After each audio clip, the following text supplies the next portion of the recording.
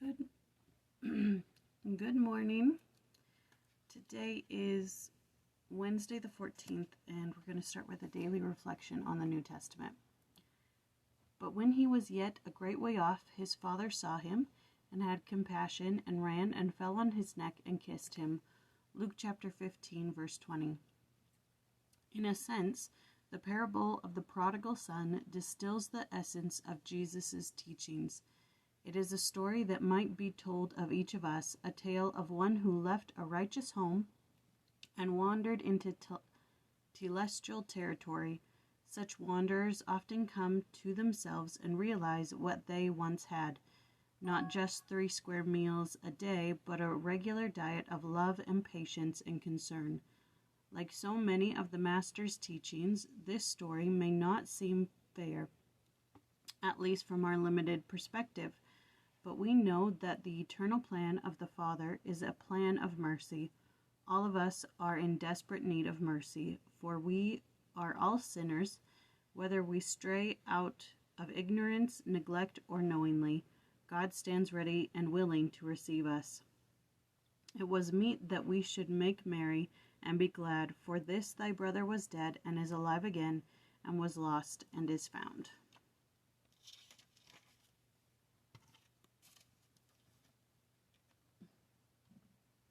All right, today is Luke chapter 22, verses 24 through 47. And in the beginning of these verses, his disciples are concerned with who's going to be the greatest of them. And Jesus says, who's greater, the person who sits or the person who serves? And then he says to Simon, you're going to reject me. And then he also says, while I was with you, I told you to take no purse or script. But now that I'm leaving, take money, take a sword, take all the things you need. You'll be provided for. And then he goes to the garden. He prays. An angel comes and strengthens him. And then Judas comes to betray him with a kiss. And that's where it ends off, is where Judas is approaching with a kiss. So, let's read our second Geoffrey. Everything that he taught was important, but for me, as a personal observation, the greatest declaration of Christ's life, of who he was, and the quality of his integrity, the quality of his loyalty, his love for his Father in heaven, as often as that was made manifest in so many different ways, for me the greatest manifestation was in the suffering of Gethsemane. There he took on the sins and sorrows and heartaches and depression and anxiety and fears and problems of every human being. All of us and everyone who has ever lived. I do not understand his ability to do it, but he did it. As he suffered that and went into that process from Gethsemane leading to Calvary, and the cross and the death that he would suffer, and the suffering that would be his death in all of that, for me, the highest moment was when he asked, is there any other way? Is there any other cup? Is there any other path? Do I have any options? And the answer was no. He is not the only one who is asked, is there no other way? And because there is no other way, with bowed head and humble heart, he says, Father, not my will, but thine be done. That is the most majestic moment in the life of the Son of God in all that I know about him in Holy Writ. To do what you have to do, whether you want to do it or not. And I say that is the most majestic because of doing that. He saved my life. He gave me my chance, and he gave you yours. And he gave it even to those who don't care and who vilify him and curse and misuse his name and defame him. He did it for them too. He did it for the ones who surrounded the cross and taunted him and said, if you are the Son of God, Well, why don't you come down now? Why don't you come down from that cross and be the King of Kings, be the king you say you were? He endured that kind of taunting, that spitting and hissing and vilification. He did it for them. He did it for you. He did it for our living prophet. He did it for Joseph Smith. He did it for Adam and Eve. And he certainly did not do it with delightful anticipation of what it was going to be like to bleed from every pore and to suffer the sorrows and depression that has been spoken of here tens of millions of times over. I don't know how that happens, but he did it. It cost him his life, but that was the arrangement. That was the promise. And for me, he waves the most majestic banner that anyone could wave when he says, "Not my will, but thine be done."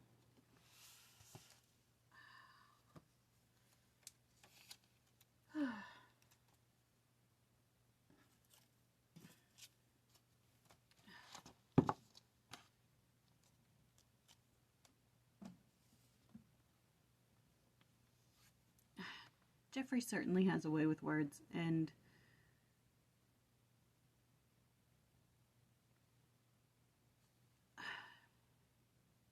a point that has been trying to be made in my life recently is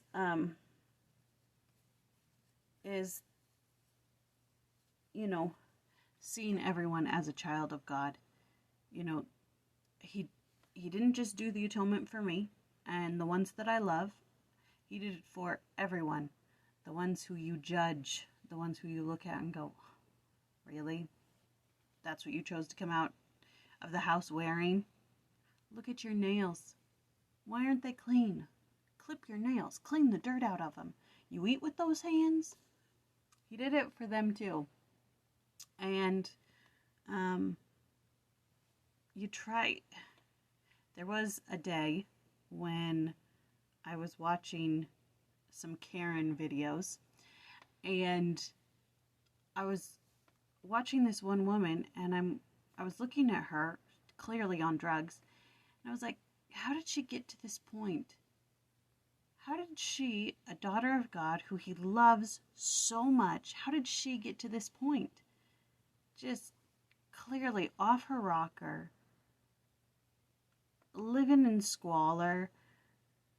You could see the state of her house. Anyways, it was interesting for me to see her in that way instead of just, some crazy lady who I have nothing to do with. It was, how did a daughter of God get to this point? And it kind of changed the video for me a little bit. But anyways. All right. That was Luke chapter 22, verses 24 through 47. And tomorrow we do verses 48 through 71. Okay. And today is the 14th. I will leave you with a prayer from a diary of prayer. This comes from the prayer of Simon the New Theologian, adapted.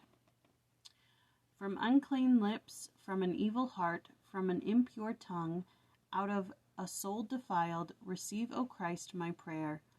All my sins take from me, O God of all, that with a clean heart, with a trembling mind, with a contrite spirit, I may partake of thy pure and all holy mysteries.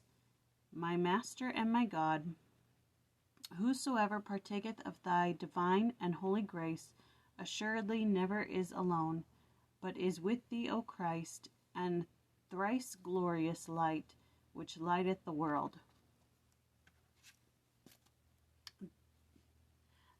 The sentiment behind this, I enjoyed. The particular words, not so much.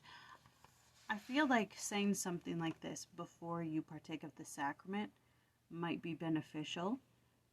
To say, from unclean lips, from an evil heart, from an impure tongue, out of a soul defiled, receive, O Christ, my prayer. All my sins take from me, O God of all, that with a clean heart, with a trembling mind, with a contrite spirit, I may partake of thy pure and all holy sacrament. my Master and my God. Whoever partaketh of thy divine and hallowing sacrament assuredly never is alone, but is with thee, O Christ, the thrice glorious light which lighteth the world. Where's my... There it is. Ow. All right. I like that one. All right. That's all for today. I have the day off. I'm very excited. I love you all. Have a great day. Bye.